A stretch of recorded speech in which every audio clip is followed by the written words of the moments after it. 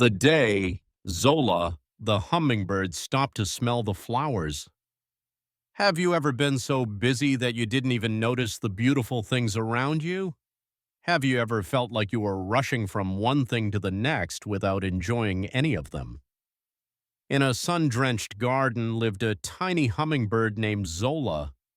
Zola was the fastest little bird in the entire garden.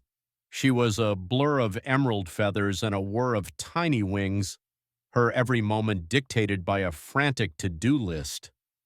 She would zip from a red rose to a purple lily to a bright sunflower, always in a hurry. She was so busy getting to the next flower, she never truly tasted the sweet nectar of the one she was on. Her little heart was always racing, thrumming a panicked rhythm against her ribs. She was constantly worrying. What if the sweetest nectar was in a flower she missed? What if she was falling behind the other hummingbirds? She was too fast to be mindful and too worried to be happy. The other animals would watch her, shaking their heads. "Slow down, Zola," a butterfly would call out, gracefully landing on a daisy. But Zola would just whir past, too busy to even hear the advice. The busy bees would shake their tiny heads at her frantic pace, knowing that the best work was done with steady focus. Even the slow ladybugs knew she was missing something vital. Zola was a part of the garden, but she was never truly in it. She saw everything, yet noticed nothing. One afternoon, in her frantic search for the best flower, Zola zipped into a small bush and bumped right into a long, slow creature on the path below. It was Sheldon, an ancient snail with a shell as swirled and detailed as a painted map. Zola bounced off his shell with a tiny, frustrated squeak and landed clumsily in the soft dirt. "Watch where you're going." Zola zipped in a circle, impatient. Her whole body was trembling with irritation. "I don't have time for this," she huffed. Sheldon slowly pulled his head out of his shell. He didn't seem surprised at all. "Time?" he asked in a calm, gentle voice that was as unhurried as his walk. "Time is all we have, little one. It's not about racing through it. It's about experiencing it. You rush so quickly that you pass right by the wonder you are looking for. You are so focused on getting to the next song, you never hear the symphony of the garden." Zola scoffed. "If I go your speed, I'll never get anything done. I'll miss out on everything." Sheldon smiled a wise, patient smile. "Come with me, little one," he said. He pointed one of his antennae toward a simple, small, white flower. "Look at this flower, Zola." "What do you see?" Zola buzzed around it a few times. "It's a flower. It's white. It's a bit boring. It's nothing special.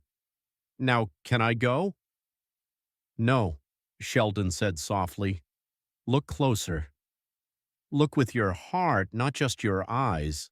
See the delicate, tiny lines on each petal like little rivers flowing to the center, the soft, fuzzy hairs on the stem? Do you feel the warmth of the sun on your back and the gentle breeze on your feathers? Notice the scent, not just the nectar." Zola paused. She hovered, still for the first time all day. She lowered her tiny body until she was eye level with the flower's petals. She looked at the flower, not just as a source of nectar, but as a wonder. She saw the beautiful, intricate pattern on the petals, the way they twisted and turned toward the sunlight. She saw a single drop of dew clinging to a leaf, shining like a perfect crystal.